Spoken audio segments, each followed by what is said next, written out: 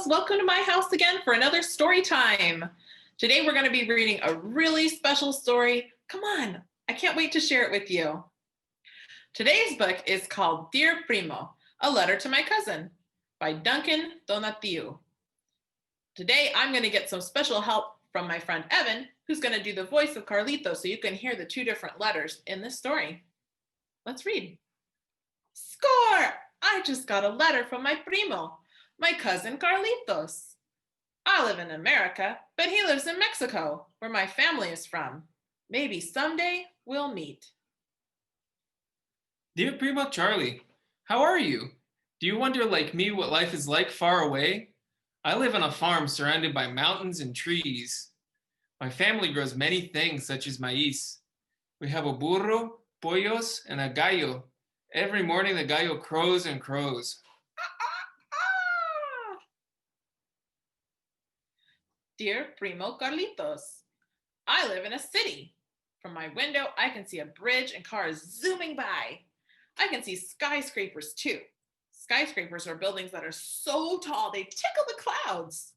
At night, all the lights from the city look like stars in the sky. Every morning I ride my bicicleta to school. I ride it past the perros and past the nopal. I ride the subway to school.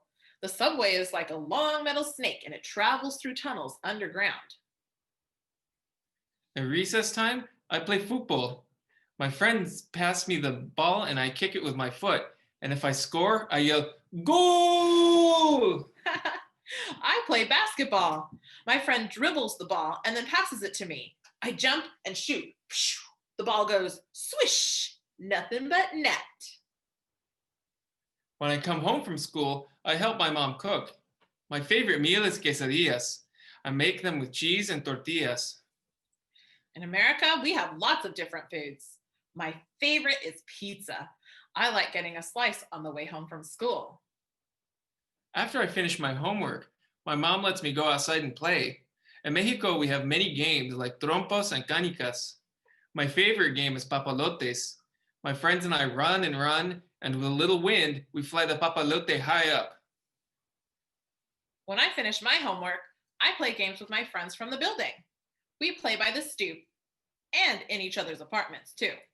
I like going over to my friend's home to play video games. In the afternoon, it often gets hot. To cool off, I jump in a small rio that is nearby. In the summer, the city gets hot too. I like getting splashed by the fire hydrant when the firefighters open it up and close off the block. On the weekend, I go with my parents to the Mercado, an open-air market in the town nearby. We sell maíz and tunas, a prickly fruit that we grow. On the weekend, I go with my mom to the supermarket. She brings a list: milk, toothpaste, soap, and I check off the items as we put them in our cart. In the town, from time to time, they have fiestas that last 2 or 3 days. At night, there are cohetes that light up the sky and mariachis that play and play. In my city, sometimes we have parades. People in costumes and uniforms march down the street, and everyone gathers to watch. There are charros in Mexico that I wish you could see. They do tricks with their caballos and reatas. On the streets here, you can see breakdancers who do flips and spins on their head.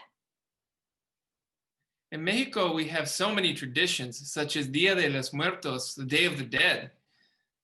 My favorite tradition is attending the December parties called posadas. At the end of each posada, there is a piñata filled with fruit. When someone breaks it, we all get to jump in. In America, we have traditions too, such as Thanksgiving, when we eat turkey, and Halloween, where we dress up to go trick-or-treating. But I have to stop writing now. My mom just told me I have to brush my teeth and go to bed. I have an idea. My primo should come visit me. The end. I really hope you enjoyed that story, and I hope you caught all those words in Spanish. You might have to use some pictures or the other words in the story as clues to help you understand what they mean. This week, you will find an envelope, a piece of paper, and a stamp in your activity bag. I'm challenging all of you Astros to find someone you would like to send a letter to. It could be in your family, a friend. How far away will you send your letter? I can't wait to hear all about it at our next meeting. Until then, have a good week.